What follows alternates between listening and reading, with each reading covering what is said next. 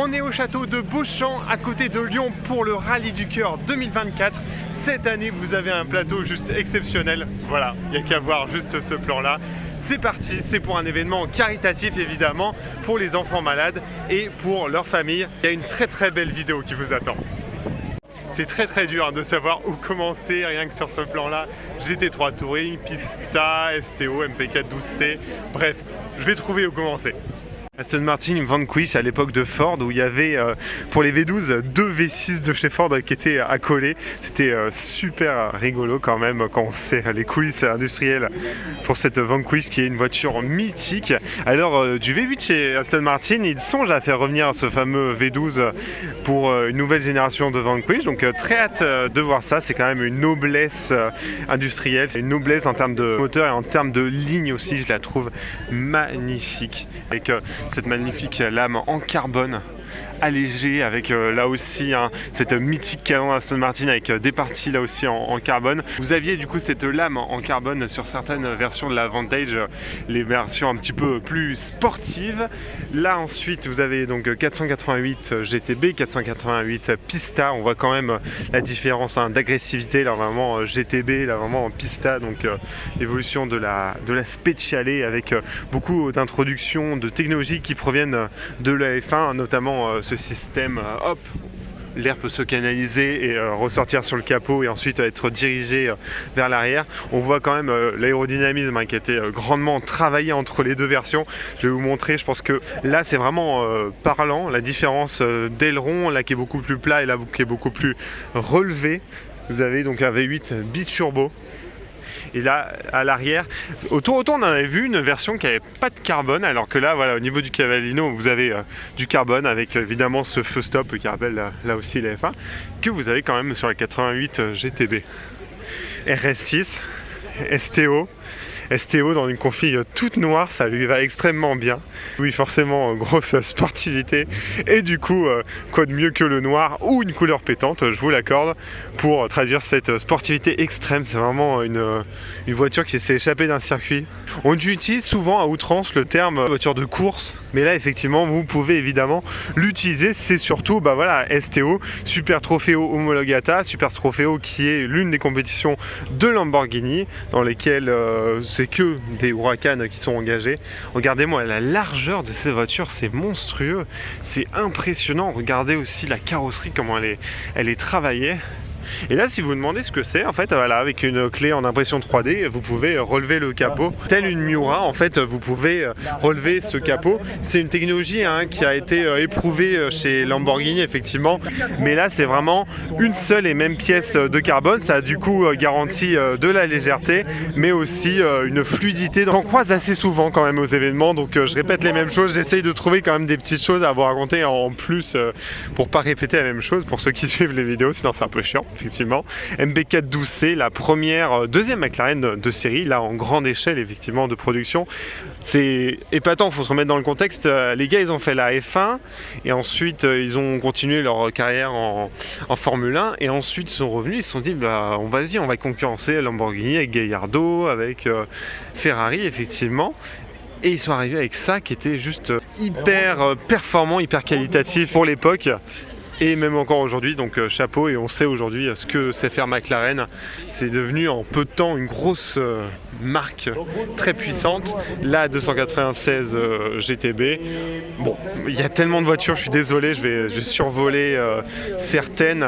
Gallardo Superleggera, j'adore cette voiture. Il y en a une blanche, mais effectivement en vert, ça rend quand même vachement bien, ouais, ça rend quand même hommage, voilà, cette sportivité agressive la plus radicale des Gallardo avec beaucoup de touches de carbone. Et Superleggera, évidemment, un gros clin d'œil à l'histoire, notamment la 350 GT qui est Superleggera, Touring Superleggera, un carrossier italien qui a travaillé énormément avec Aston Martin ou Alfa Romeo. Déjà qu'une GT2 RS, c'est fou. C'est impressionnant. Voilà, vous avez quand même 700 chevaux, c'est quand même une turbo avec tout le système, tout le package aérodynamique qui va bien. C'est en gros une turbo beaucoup plus radicale, mais quand elle est préparée par Manthey Racing, mais alors là c'est juste fou. Je suis trop content parce que c'est la première fois que j'en vois une. Voilà, je suis un peu comme un dingue quand je l'ai vu arriver. Vous avez vu les roues qui sont cachées par un cache en carbone. Vous avez un aileron qui est juste impressionnant, qui est tout droit sorti de la course. C'est magnifique. Effectivement, Manthey Racing, en fait, c'est un préparateur allemand qui est basé juste à côté du Nürburgring. Donc les gars, ils savent y faire. Et en fait, ils engagent souvent, ils préparent des voitures pour la compétition, notamment en endurance. Et ça a été au fur et à mesure racheté par Porsche. Au fur et à mesure, là, on est peut-être à 50-50 où je vous parle. En tout cas, j'avais vu ça passer sur un article. Et du coup, c'est un peu intégré à Porsche pour préparer et pour avoir des voitures encore plus radicales, encore plus racées. Là, vous êtes prêt à aller sur Nürburgring. Là, il n'y a pas de souci. Et l'avantage, c'est que vous pouvez quand même rentrer avec cette même voiture. Vous n'avez pas besoin de la mettre dans un camion ou dans une remorque. C'est incroyable. Merci énormément au propriétaire qui me permet de faire cette vidéo du coup à l'intérieur avec, vous avez vu, le pack Sport Chrono, pack Vélissar. Évidemment, vous êtes sur une Manthey Racing, donc tant qu'à faire, vaut mieux préparer le summum de la GT2 RS avec évidemment tout ce package en carbone. C'est impressionnant, évidemment, beaucoup d'Alcantara. Les sièges qui sont évidemment éprouvés depuis la 918 Spider RS. L'un des champs du signe, évidemment, avec le Cayman GT4 RS. C'est les versions les plus radicales, j'ai envie de vous dire. Il y a la plus radicale pour circuit et il y a la plus radicale pour les routes de montagne ou les routes de la Côte d'Azur. Elle est magnifique. Je trouve ça épatant d'arriver à faire une voiture dans l'esprit qui est vraiment coursifiée, mais du coup en décapotable, là en l'occurrence en Spider, évidemment. Vous avez une ligne qui est juste à couper le souffle avec ce ducktail à l'arrière qu'on trouve évidemment voilà, sur les 2.7 RS, sur les sports classiques. Donc il y a quand même voilà, une petite touche hommage. Ce qui est épatant aussi, c'est qu'il n'y a presque aucune pièce en commun avec la Cayman GT4 RS. Ça, je trouve ça magnifique. Je pense que ça aussi, cette partie-là est exclusive évidemment à cette Spider RS. Et cette toile tendue, je la trouve magnifique avec un pack Vélissar. Décidément, après la Manthey Racing, on enchaîne avec les packs Vélissar. Et effectivement, là, vous avez quand même moins d'appui aérodynamique puisque à l'arrière, vous avez moins d'appui aérodynamique. Donc, pour équilibrer, du coup, à l'avant, vous n'êtes pas cette lame beaucoup plus musclée qu'on trouve sur la Cayman GT4 RS. Là vous avez une Ford Mustang, elle est magnifique dans ce rouge, en plus en version cabriolet. Vous avez une magnifique jolie petite Porsche. Là vous avez une 328 ou 348 si je me trompe pas. On va tricher un peu, on va aller voir à l'arrière, ça c'est pratique, les nombres sont 328 GTS, voilà, 458 entre guillemets normal. Attention, hein, j'aime beaucoup, mais il y a un tel plateau cette année, donc GT3 991. De nouveau une Pista, bande noire, couleur jaune, magnifique. Là, vous avez une magnifique F355. Ça, j'aime beaucoup. Voilà, ça, j'aime bien. Tout ce qui est 328, 348, je trouve que c'est un peu trop carré à mon goût. Vous avez quand même des inspirations voilà, de la Ferrari mondiale et que c'était Gandini qui avait fait du coup l'une des Ferrari, la GT4, il me semble. Je vous mettrai ça en vidéo. Mais effectivement, F355. F1 GTS, alors F1 GTS, le F1 c'est pour la boîte de vitesse, c'est la première à avoir eu une boîte F1. Donc alors attention, la boîte F1 c'est le nom quand même qui est boîte F1 parce que franchement on n'est pas sur les boîtes PDK aujourd'hui ou les boîtes F1 de chez Ferrari. Il faut quand même remettre un peu les choses dans son contexte, mais ça a le mérite voilà, d'être la première voiture avec la boîte F1 de l'histoire de chez Ferrari. Et là, 12 Vantage. Aston Martin l'avait bien compris, pour séduire énormément de monde et pour faire marcher l'usine, il faut faire des SUV. Donc voici le DBX. Et si on veut un peu plus de radicalité, de sportivité, un peu plus d'exclusivité, on fait un DBX encore plus puissant, le DBX 707. Évidemment pour 707 chevaux, pour peut-être 007. Est-ce qu'ils sont allés jusque là dans le détail? Peut-être. Dans une teinte toute noire. Et je suis en train de me dire, bon, je vous parle, ça se trouve c'est exactement le même qu'on a vu au Prestige Autobahn. C'est fort probable, probable puisque c'est Aston Martin Lyon, et je pense que là aussi c'est fort probable que ce soit la même. Je regarderai les plaques d'immatriculation au montage. Aston Martin DB12, donc je vais éviter quand même de vous répéter les mêmes choses. Et c'est rigolo parce qu'on parlait de Vanquish V12, donc là vous avez plus un V12 mais vous avez un V8 d'origine AMG, mais ils ont dit que voilà, que le V12 va renaître, donc voilà, patience. En tout cas c'est une voiture qui est juste épatante. On a quand même des touches, voilà, ça me fait penser à la 177, ça me fait penser aussi alors pas à la V12 Speedster, mais il y avait une AMR 22 si je dis pas de bêtises, qui avait un peu ce même esprit, surtout dans les feux. Je la trouve juste magnifique. C'est vraiment la GT parfaite, elle est magnifique, encore plus sportive, même si elle est un peu lourde qu'une DB11. Voilà, ils ont quand même peaufiné et corrigé. Bon bah ça y est, hein, les Ferrari Roma Spider sont bel et bien arrivés. On en a vu au Tour Auto, événement dans lequel Ferrari faisait largement la promotion pour ce nouveau dérivé de la Roma.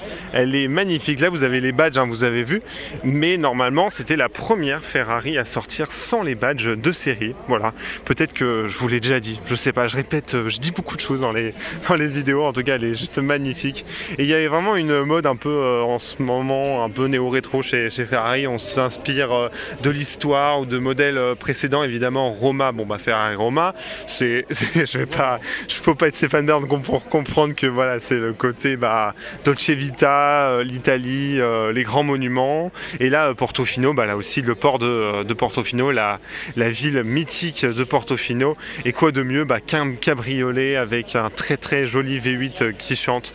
Je la trouve très très belle, même si officiellement c'est soi-disant la Ferrari entrée de gamme. Pour moi elle est tellement désirable cette voiture, juste de son design. Et celle-ci c'est rigolo, j'avais un peu du mal au début quand elle était sortie, et à force de la voir à des événements en car spotting, je la trouve vraiment très belle, avec cette sorte de grille en nid d'abeille. Ça change beaucoup de chez Ferrari. Là vous n'avez pas de calandre, hein, vous avez juste les grilles en bas, donc ça change un peu, ça fait vraiment de la nouveauté dans le design de chez Ferrari, tout en reprenant certains codes esthétiques de la marque.